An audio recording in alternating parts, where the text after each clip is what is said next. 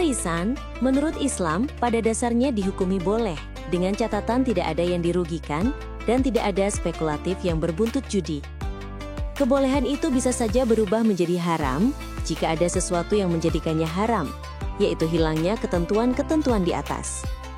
Namun ketika dikaitkan dengan ibadah haji, maka hukumnya menjadi lain. Seorang muslim baru dikenakan kewajiban haji ketika ia mampu menunaikannya. Mampu dalam pengertian, ongkos naik hajinya atau ONH berasal dari diri sendiri dengan hasil usaha yang dihalalkan agama.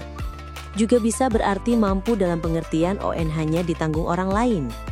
Sedang bila tidak mampu, maka kewajiban haji pun tidak ada. Ini sesuai kaidah fikih, hukum itu berputar bersamaan dengan ada dan tidaknya ilat. Di samping itu, Allah berfirman, yang artinya, hanya karena Allah mengerjakan haji itu, wajib atas manusia terhadap Allah, yaitu bagi orang yang sanggup mengadakan perjalanan ke Baitullah. Ali Imran ayat 97. Dalam hadis riwayat Al-Daruqutni yang disahihkan Al-Hakim, dikatakan sanggup di sini berarti adanya bekal dan kendaraan. Dari uraian di atas, jelas, kewajiban haji itu hanya bagi orang yang sanggup membayar ONH.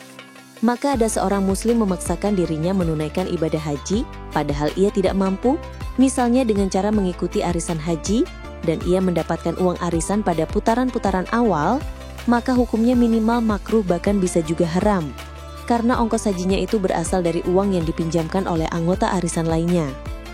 Jadi ia berangkat haji dengan berhutang, sementara ia sendiri belum terkena hukum wajib haji.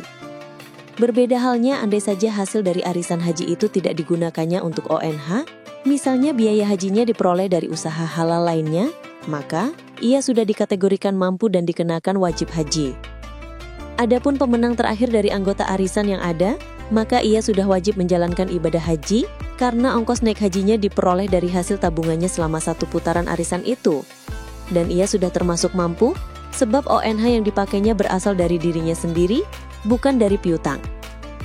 Demikian fleksibilitas sekaligus ketegasan hukum Islam dalam menjawab problematika fikih yang terus berkembang. Dan perlu kami tegaskan, pintu surga selalu terbuka bagi orang yang dengan ikhlas melakukan ibadah apa saja, tidak terbatas pada ibadah haji, bahkan menyantuni anak yatim dan fakir, lebih utama dari ibadah haji kedua, ketiga, atau seterusnya. Wallahu a'lam bishawab. Dikutip dari buku Fatwa Imam Besar Masjid Istiqlal karya Profesor Kiai Haji Ali Mustafa Yakub. Jangan lupa like, komen, share, dan subscribe sebagai yang belum subscribe,